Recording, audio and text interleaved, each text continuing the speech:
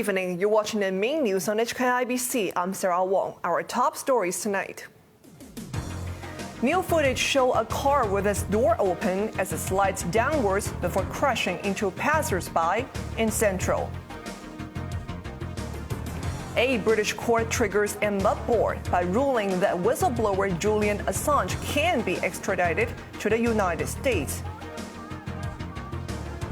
And bargain hunters swoop in as the Brands and Products Expo opens its doors again. Dramatic new footage has emerged showing a car rolling backwards with a door open in an entertainment hotspot in Central last night. 8 people were injured, 2 critically, in the incident, which police are continuing to investigate. Johanna Chen has the latest. It seemed like a typical Saturday morning at the intersection between Peel and Staunton Streets in Central's SoHo entertainment hub. But last night, there was panic in the nightlife hotspot, which police sealed off for investigation, as Friday night revelers abandoned the area after a horrific accident. Tragedy struck at 8 p.m. when a driverless car rolled backwards and smashed into 8 passers-by. New footage that emerged today showed one door wide open as the vehicle headed towards a crowded area. The accident happened after the car stopped on Peel Street and the driver and passenger got out. The driver is said to be a foreign domestic helper and the passenger her employer. The vehicle rolled 100 meters backwards and slammed into pedestrians on Staunton Street. Passers-by rushed to rescue a woman trapped underneath. I heard screaming and I saw the car came like really fast, backside. The shocking thing was like this girl, like I saw her flying like 10 meters or 5 meters from here to here, and the car came on top of her, and we lifted the car and we left her on the sidewalk. It was really bloody, and I truly believe like nobody should park there because it's too steep. 8 people were injured and sent to Queen Mary and Ruttenji hospitals. At least 2 were discharged today, while 2 women remained in critical condition. All others were stable. The driver was arrested for dangerous driving, and the car was taken to the Quarry Bay Vehicle Pound for further investigation. Johanna Chan, HKIBC. A woman has been seriously injured after being knocked down by a taxi in Shenwan. The taxi turned into Bonham Strand from Winglock Street when it hit the woman at around 3 p.m. Her legs were trapped under the car until paramedics pulled her out and took her to Queen Mary Hospital. The driver is helping police in the investigation. 2 people suffered burns to their body while repairing the ceiling of a flat in Tsim Sha Tsui. A 66-year-old worker and a 55-year-old owner of the flat in Kimberley Mansion were taken to Queen Elizabeth Hospital with burns in the chest and limbs. They were repairing the ceiling to prevent water leakage when the workers' equipment caught fire. Both were conscious as they were stretchered to hospital. China has defended its strict COVID strategy as countries scramble to fend off the Omicron variant. The highly mutated strain could be dominant in Britain within days. The Omicron COVID variant is sweeping across Britain, with the number of cases doubling every 2 to 3 days, and even faster in Scotland. Infections soared past 58,000 yesterday, the highest since January 9th.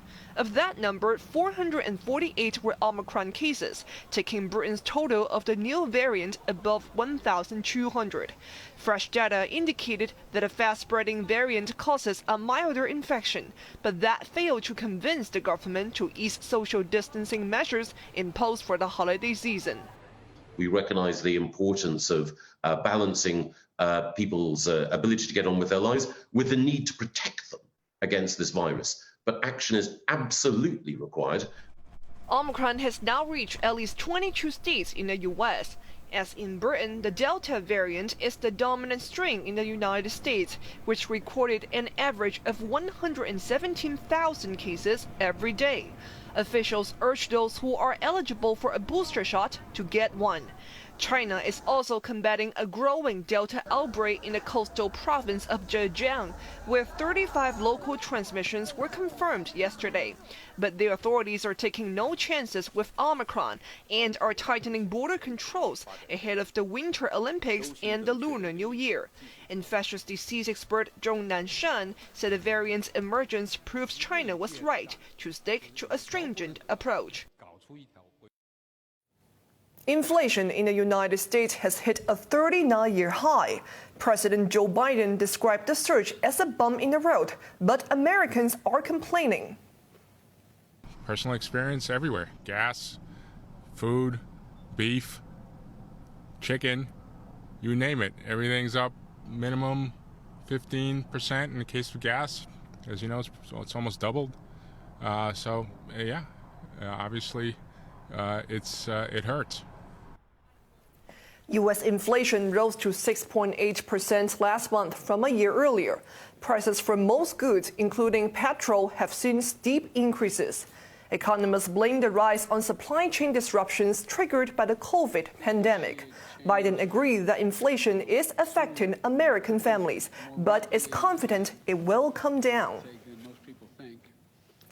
Meanwhile, China has vowed to keep opening up as it celebrated the 20th anniversary of joining the World Trade Organization.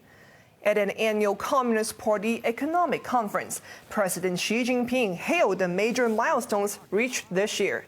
They included achieving moderate prosperity and rebounding from the COVID-induced recession. But a property market crisis and a widening regulatory crackdown are testing the resilience of the world's second-largest economy. Press freedom advocates have condemned a British court's decision to allow whistleblower Julian Assange to be extradited to the United States.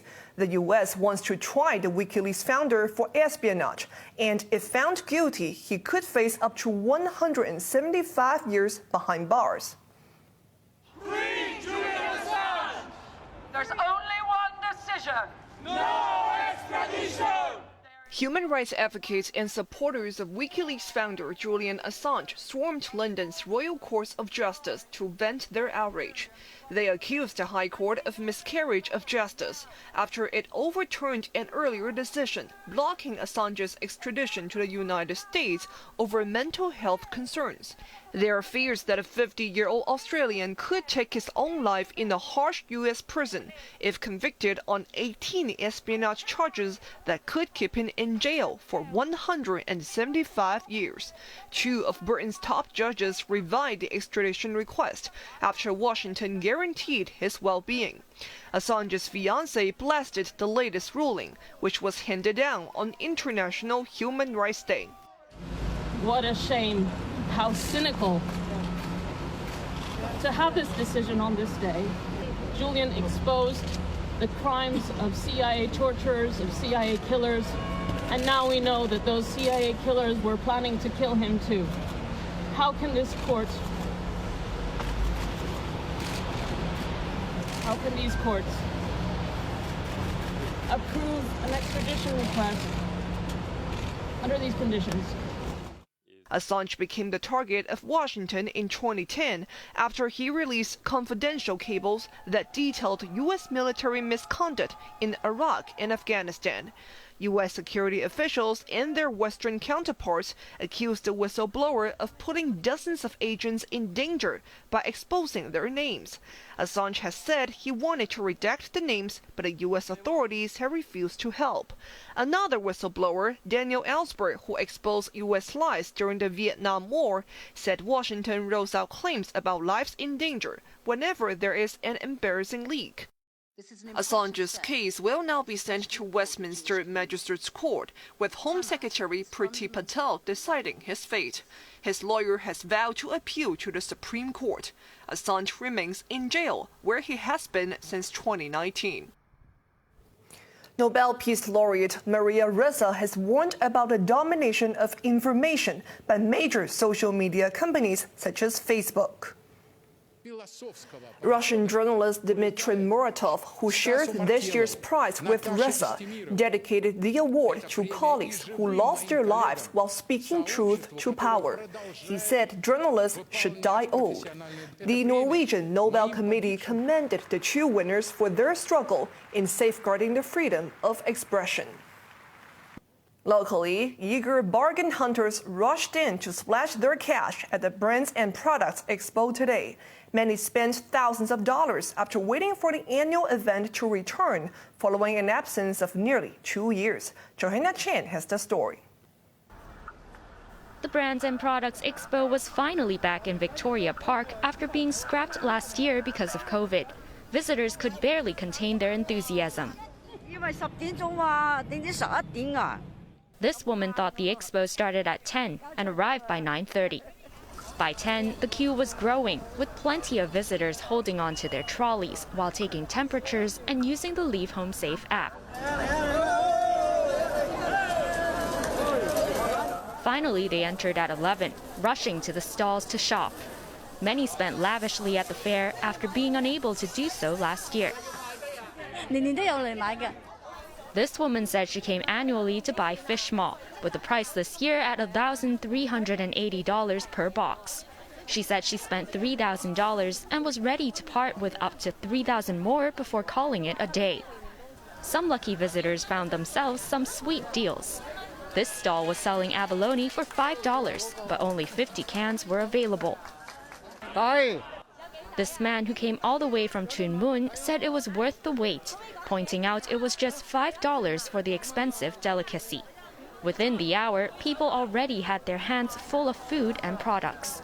Among the shoppers was Chief Executive Carrie Lam, who officiated at the opening ceremony. She visited various stalls and had bought more than $5,000 worth of food, such as noodles and abalone. The expo runs until January 3rd. Admission is $8 per person, but the elderly and the disabled don't have to pay. Johanna Chan, HKIBC. On to the weather now. Fine and dry tomorrow with the temperature between 19 and 25 degrees. It will be fine but cool in the early part of the week. Now let's take a look at the weather around the world.